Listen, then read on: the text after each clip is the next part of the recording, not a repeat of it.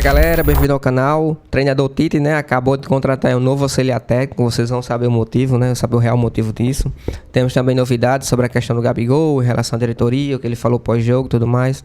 Temos também aí análise e comentários, né, do jogo do Flamengo, o que é que acharam do jogo do Flamengo diante do Criciúma. O Flamengo não jogou muito bem, embora tenha conseguido a vitória, né, primeiro tempo um pouquinho apagado, segundo tempo melhorou um pouquinho depois das mudanças, mas ainda não é o Flamengo que a gente está acostumado, tá bom? Mas vamos discutir aqui todos os comentários de análise da ESPN Brasil, o link vai ter na descrição. Vamos pro vídeo. Mas, segundo o Tencati, ele errou em não ter marcado ou paralisado a partida antes. Será que é isso mesmo? Vamos ver a opinião de quem por muito tempo esteve dentro de campo. Não sei se ela já viu uma situação parecida, mas parecidas, assim, no mínimo curioso, o lance de hoje é. Renata Ruel, chega mais, boa noite pra você, Ruel. Fala pra gente, hein? E essa história, no mínimo curiosa, do futebol brasileiro trazendo pra gente. Boa noite, Luciano, Nath, Donk, Bubu, fã de esporte. A regra tá aí. E a regra, ela elucida muito bem o que é esse lance. E é até interessante a gente falar que são duas regras diferentes. A regra da interferência da bola é regra 5. A regra de chutar um objeto, né, tocar um objeto, arremessar um objeto na bola é regra 12. Então não adianta você falar assim, olha, eu fui só em uma regra e está escrito isso. Não, é por isso a importância de você conhecer a regra num todo, o livro de regras como todo. Numa situação dessa, você tem que analisar duas regras diferentes. E eu acho que tem um ponto importante aí que muita gente citou. Muitas vezes as pessoas não conhecem a regra do esporte que ela pratica, do esporte que ela trabalha, né? E a regra ela não foi feita para o árbitro, a regra foi feita para o futebol. Então, esse conhecimento dos jogadores que estão ali atuando em relação à regra é fundamental, porque pode acontecer o que aconteceu hoje. Em relação ao técnico do Criciúma, eu acho muito interessante a declaração dele, porque é o que diz a regra. Então, assim, o fato dele tocar a bola com outro objeto, com outra bola, é factual, não cabe interpretação. Se ele chuta essa bola na outra bola, dentro da área é pênalti, fora da área é tiro livre direto. A questão é a regra 5, a interferência de um objeto extra no campo de jogo. E é aí que eu vou até pedir a opinião de vocês, porque é onde a gente pode debater.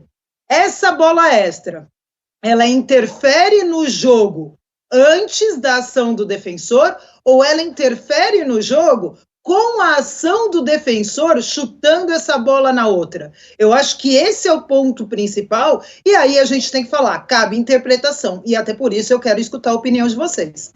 Então vamos embora, porque eu acho que é isso, né? Porque quando o Tencati cita que o árbitro vê a bola o tempo todo, a segunda bola o tempo todo, e realmente ele está de frente para essa bola. Mas até o quanto ele acha que ela não está interferindo na jogada? A pergunta seria, em qualquer outro lugar do campo, ele marcaria, ele pararia o jogo e tiraria a segunda bola de campo? Então, a gente tem que tentar entender isso. Era uma fase ofensiva, a bola está diretamente ligada à fase do jogo. Acho que o Tencati, quando ele fala isso, é que me chama atenção. E o árbitro, já olhando a bola, ele interpreta que aquilo não é para ser parado. Então, a interpretação do árbitro ao longo do lance todo, ele viu a bola ali, alguém deve ter avisado para ele também, porque todo mundo viu a bola voando para dentro do campo, e ele decidiu. Mas foi pênalti. Pênalti foi pênalti. O pênalti é pênalti. O Barreto chutar a bola na outra bola é pênalti. Isso não tem discussão. E aí é o que a Renata falou, o jogador, torcedor, até para que não tenha margem para determinados tipos de discussões, eles têm que conhecer a regra. A regra diz que aquilo é pênalti, ponto. O Barreto não podia chutar a bola ali, direto, né? Tá dentro da área, é pênalti. Agora, a gente pode perguntar o que diz, como é que chegou a esse pênalti, porque tinha uma outra bola em campo. Porque o Criciúma foi prejudicado por ter aquela bola ali, é isso. Renata, você. Só fazer uma observação, até com essas imagens que a gente está vendo. Essa bola não interfere na ação do atacante. Então, a gente precisa analisar se ela interfere na ação do defensor. Esse defensor, ele chegaria no atacante, é muito legal ver essas imagens. Ele poderia tentar chegar no atacante sem chutar essa bola. O atacante já tinha até passado por ele. E aí a alternativa que ele acha é chutar essa bola interferindo no jogo. Tá vendo? Olha esse momento. Ele faz um esforço para tentar chegar na bola e essa bola atrapalha ele, ou ele vai direto na bola e nem tenta chegar no jogador? É isso, acho que ele não tenta chegar no jogador, eu acho. Tanto que ele desvia a rota. Assim, o Barreto claramente ele ele atrasa a passada para dar o toque. E de verdade, até a pergunta da Renata é muito interessante. Eu tenho dúvida realmente em relação a isso, porque interferência, para mim, não influenciou em nada no lance. Assim, nenhum jogador do Criciúma deixou de ter uma ação porque a bola influenciou.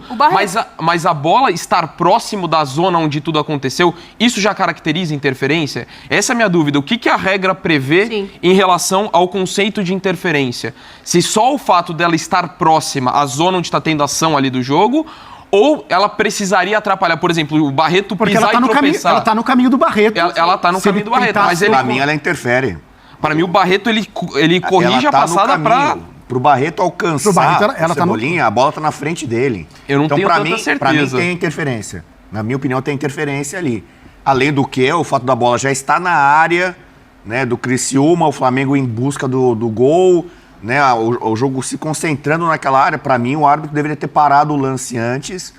E o Barreto foi, assim, para mim, prejudicado. Houve interferência. Mesmo porque tem um segundo zagueiro que chega para fazer a cobertura, para fechar ali o Cebolinha. A gente não sabe como seria o final dessa jogada, mas o zagueiro chega para fazer a cobertura do Barreto e, dependendo do que acontecesse, o Barreto poderia dobrar essa marcação, poderia chegar numa segunda parada. Eu acho que o ponto principal é isso. Uma regra, ela é regra, não cabe interpretação, que é o pênalti. Sim. Ponto. A outra Foi pênalti, é isso. A outra é interpretativa. E o hábito do jogo decidiu que aquilo não era interferência. Mas o Bubu já entendeu o que é interferência, o Dom que já questiona se é ou não. Eu já também questiono porque tá na área do que tudo que tá acontecendo. Então, às vezes, no lance ali muito rápido, o cara vai decidir, ele vê uma outra bola e é meio que instintivo. O Tencati falou isso. O Tencati falou isso. Na hora ali no jogo é tão rápido as coisas acontecendo, o Barreto viu a bola e, claro, talvez não tenha o conhecimento da regra a fundo e tenha chutado a bola na outra bola, o que ocasionou o pênalti, mas na hora tudo tão rápido não dá nem pra crucificar o Barreto, o que o Tencati falou, não dá pra crucificar ele naquele momento, né? Mas errou e cometeu o pênalti. Eu acho que o Tencati foi bem em tirar isso do foco em relação ao Barreto, até falando isso, não dá pra... Mas desculpa, pra mim é um erro inaceitável. Assim, a gente pode questionar... Tem que saber a regra, né? A gente pode questionar se de fato teve interferência. Independentemente disso, o Barreto não pode fazer o que ele fez. Assim, eu não acho que é uma coisa que ele... Tudo bem, é fácil pra eu falar aqui, sentado e tudo mais, mas ele tinha noção do que ele estava fazendo e do risco que ele colocaria o time dele. Então, assim, você pode discordar da penalidade e falar que deveria ter sido parado o jogo antes. Mas eu não consigo não falar que houve um erro sério do Barreto no lance. E ele que fez uma grande partida até ali. Tava fazendo um baita jogo, mas eu entendo o Tencati tirar isso da coletiva. Acho que até como técnico, como gestor, ele tá certo. Mas o Barreto, pra mim, errou feio. Eu nunca tinha visto algo parecido, Renata. Eu acho interessante que é assim, nós temos até um lance do Atlético Mineiro com Cruzeiro, eu não lembro que ano foi isso, o Robinho jogava pelo Atlético, só que foi uma situação fora da área. E aí entra uma questão que o jogador do Cruzeiro já estava saindo, e o Robinho vai só na bola para chutar a bola mesmo, e acerta, leva cartão amarelo, o árbitro marca o tiro livre. Então, assim, já aconteceu com mão também do jogador pegar a bola e segurar até a bola chegar dentro da área, e ele arremessar. Eu vou publicar esses lances até no Instagram depois para as pessoas ficarem mais familiarizadas com esse tipo de lance. Agora, essa questão, eu acho que a outra pergunta pertinente é essa do Donk. Só o fato da bola estar ali, próxima da jogada, ela interfere ou não? A regra fala alguma coisa disso? Não, a regra não fala, até porque a gente já vivenciou situações de uma bola extra no campo de jogo, um objeto extra no campo de jogo, que por mais que esteja próximo, acaba não interferindo na ação dos jogadores, do jogo, e aí o árbitro deixa seguir, porque não há interferência mesmo com a proximidade da bola ou do objeto extra no lance. Você deixa o jogo seguir e aí, na primeira oportunidade de paralisação, você tira a bola extra. Então, o fato dela estar ali na área próxima não quer dizer que já é para paralisar. Realmente cabe nessa questão a interpretação da arbitragem do lance. Ela interfere ou não? E aí entra naquilo que é uma discussão que eu acho pertinente. O defensor, a bola está entre ele e o atacante? Ou ele desvia o seu caminho, a sua passada, e vai na bola ao invés de tentar chegar no atacante. A bola passa a interferir no jogo com a ação do atacante, ou ela, do chute, né, de chutar essa bola na outra, ou ela já interferia antes.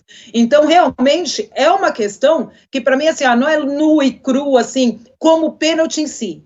A bola arremessada, a bola tocada no outro objeto, é pênalti, é factual. Cabe uma interpretação nesse lance antes, e dessa ação e essa questão do zagueiro. Porque é isso, né? Porque a bola tá na direção. Bubu, foi o que você falou. Ela tá. Tudo, pode haver a discussão do tipo, ele não vai conseguir chegar no Cebolinha, ou então ele não dá pra saber. Porque, como eu disse, ainda tem um lance a ser disputado ali. Mas, se o Barreto vai fazer essa cobertura, se ele vai atrás da bola, tem essa outra bola, essa segunda bola no caminho dele. O Barreto foi atrapalhado, né? Tinha um objeto, uma bola.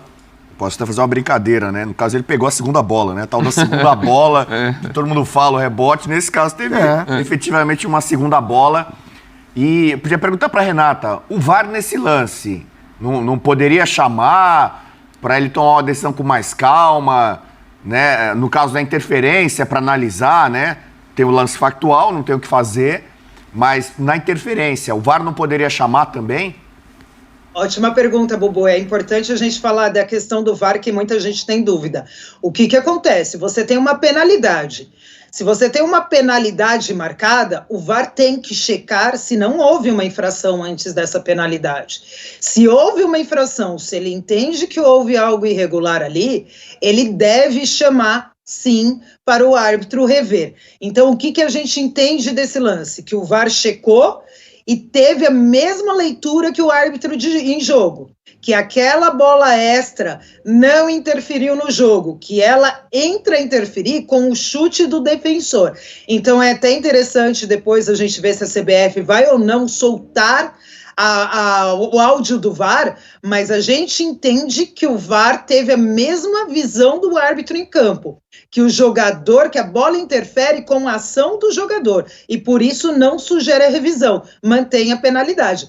E aí também, só fazer um adendo, é um lance tão inusitado que às vezes a gente sabe a regra, mas na hora de apitar ali a questão da bola, do pênalti em si, os árbitros se perdem no campo. E o árbitro, nesse lance, ele não hesita em apitar. Ele marca o pênalti na mesma hora, mostrando o domínio da regra do jogo. Mas aí a gente volta para a questão da interpretação. E aí eu entendo que o VAR ratificou a decisão dele no campo de jogo, teve a mesma visão. Ele pode até ter tido, né, Renata, uma comunicação, mas o Tencati, ele deixa muito claro que o árbitro está o tempo inteiro de olho no lance. Então ele tá vendo as duas bolas em campo, né? Ele tá acompanhando.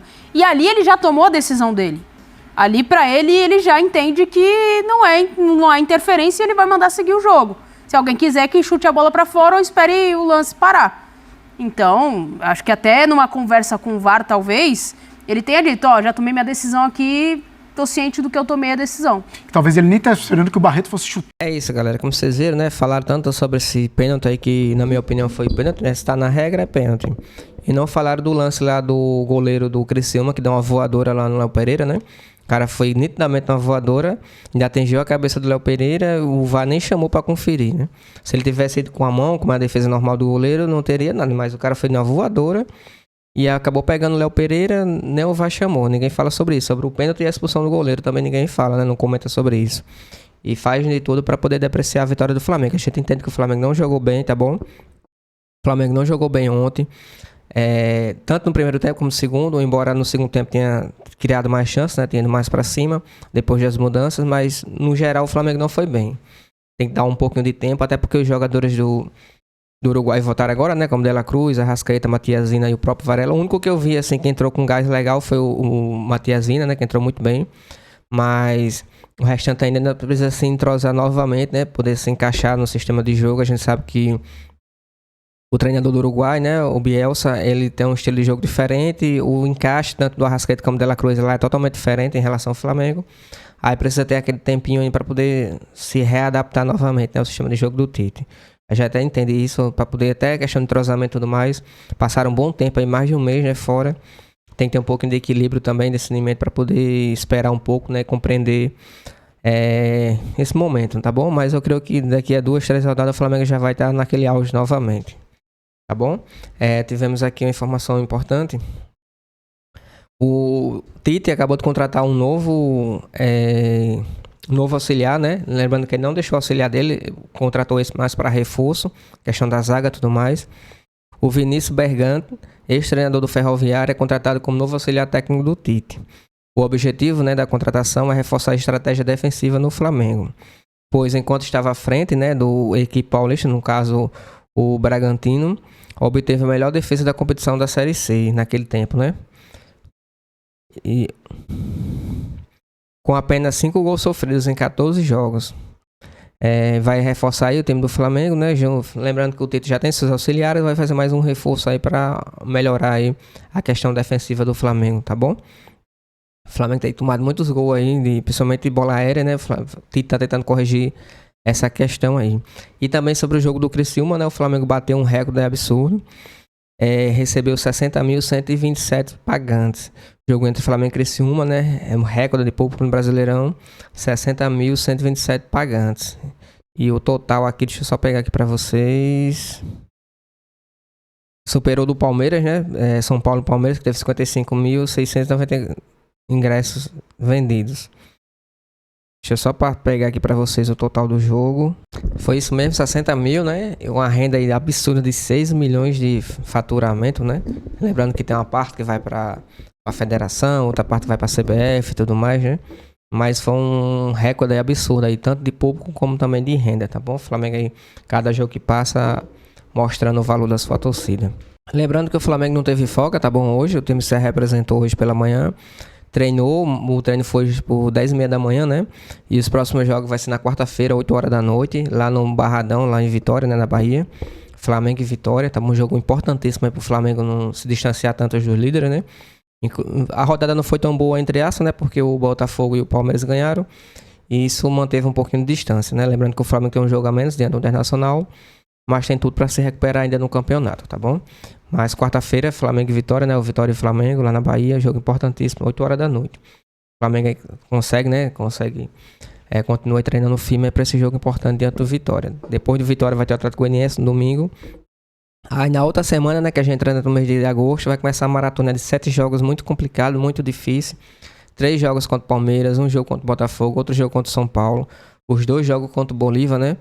E vai ser bem complicado, né? O Flamengo tem que estar forte aí, conseguir o mais rápido possível o time se voltar àquela evolução que estava, para poder a gente ir bem contra esses jogos difíceis aí, tá bom? Espero que tenham gostado do vídeo. Se puder deixar aquele like e se inscrever no canal, vai ajudar bastante. Créditos e direitos autorais da SPN Brasil, o link vai estar na descrição.